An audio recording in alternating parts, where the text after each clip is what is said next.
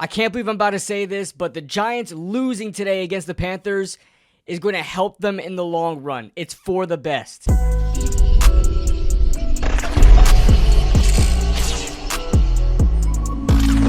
This video is being sponsored by BetUS. Make sure you guys check out BetUS for a 150% sign-up bonus up to $2,000 on your first deposit. Second and third are 125%. So a bonus to your bonus.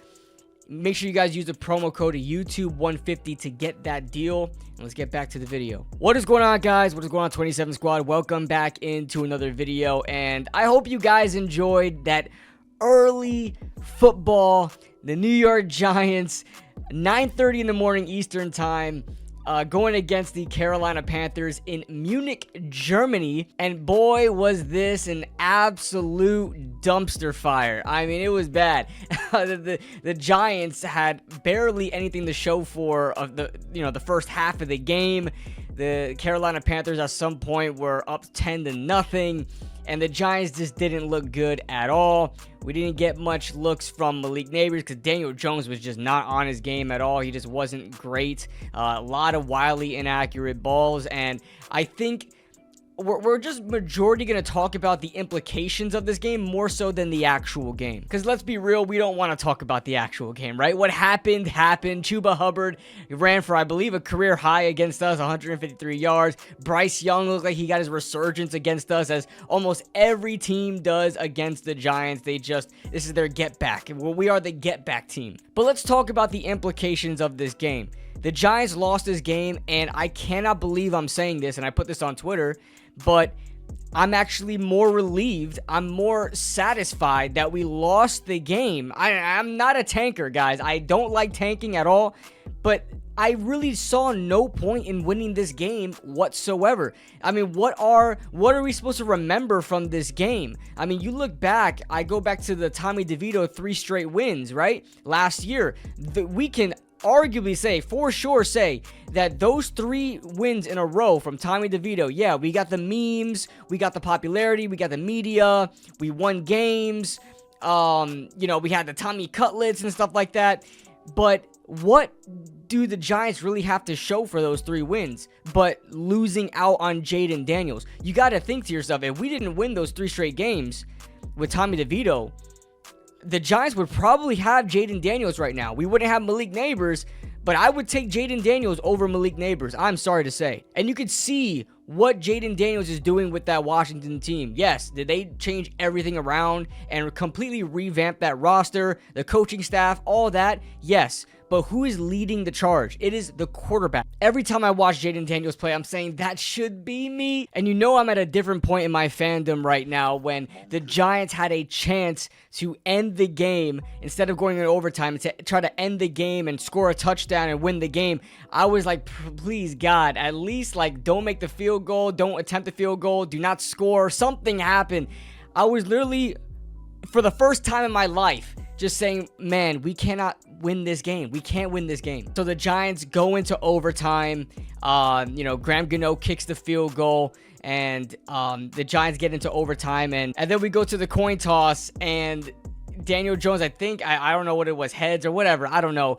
But Daniel Jones calls the coin toss. He wins the coin toss. Obviously, he says he wants the ball, and I'm like, damn it.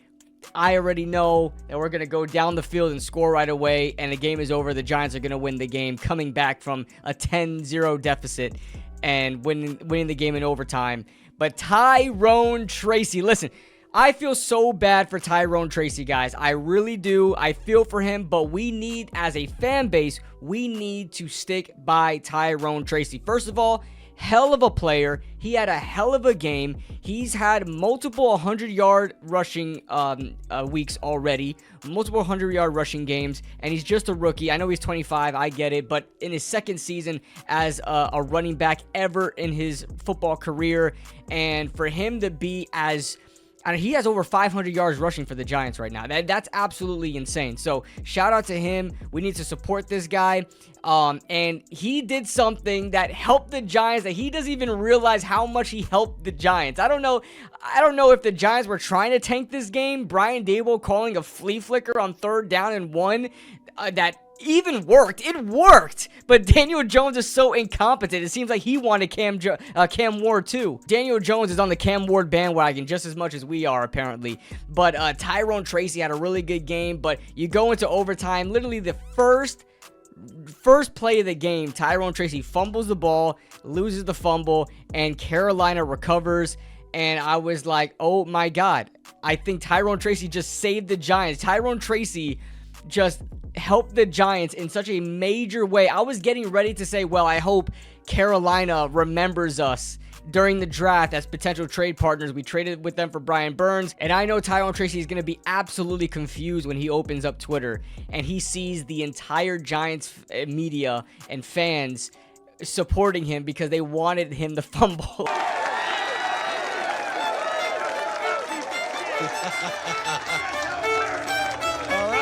He did us all a favor, and we should be happy about it. The Giants currently have the second overall pick in the draft, in this upcoming draft so far. Jacksonville right now is number 1 overall, which is crazy because they got their own franchise quarterback, and, well, he's hurt right now, but still. Which is fine, though, because we do not see Trevor Lawrence being replaced by another quarterback anytime soon.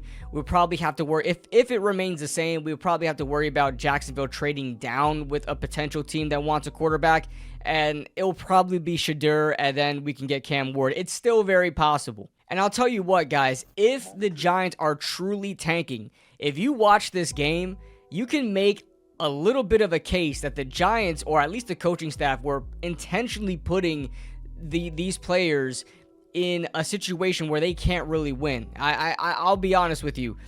I don't want Brian Dable to be fired. I do not care about Joe Schoen. If Joe Schoen goes, I will not lose any sleep. I don't think he's a great drafter at all. I don't like his philosophy. And I don't like how he goes about making his picks, like trying to get these guys that nobody ever heard of and trying to make them good. Sometimes they're hits, right? Micah McFadden, I'd say, is a hit in the 5th round. Tyrone Tracy is a hit in the 5th round. You know, guys like that. But I'm not a big fan. I would be okay if Joe Schoen gets fired, but I would love to see Brian Dable with a Cam Ward and see where they go from there. I don't want to have to restart the coaching regime all over again. And I think we have something good with Shane Bowen. Again, I'm not thrilled with the scheme. You guys love it because the Giants lead the league in sacks. I'm not biting. The Giants still only have 1 interception in this entire season from a backup linebacker. So, you know, and I'm not just going to blame the players there either. I just don't like the scheme. But I'm not mad about this game at all. I know there are going to be some guys out there that, you know, just want to see the Giants win no matter what. But I hope they look at the bright side here as I did. You know, going back early in my fanhood, you know, it really didn't matter to me about drafts. You know, I really didn't have that mindset when I was a kid. I just want, if I'm watching the game, I want to see my team win. And I want to see them win big.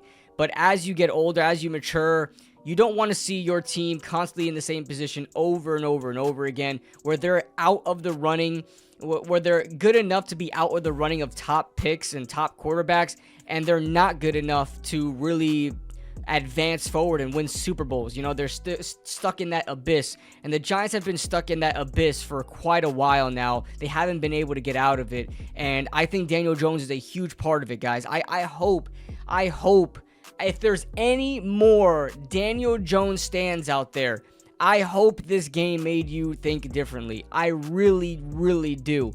You cannot win with him. I don't hate him. You can like him as a player. You can like him as a quarterback. You can like him as a person. It doesn't matter to me. I don't judge you. But you cannot like this guy as like your quarterback of the New York Giants. There's no way. Like, you have to sit back and just think to yourself, do I want the Giants to win no matter what? Or am I just wanting the Giants to force themselves to win with Daniel Jones? That's what you have to ask yourself as a fan. If you find yourself majorly supporting Daniel Jones more than the New York Giants, as if success runs through Daniel Jones, you've got to sit back, step away from the situation, and rethink what you're doing. Like, you're wanting the Giants to win, forcing Daniel Jones into it, instead of just wanting the Giants to win regardless of who is playing quarterback.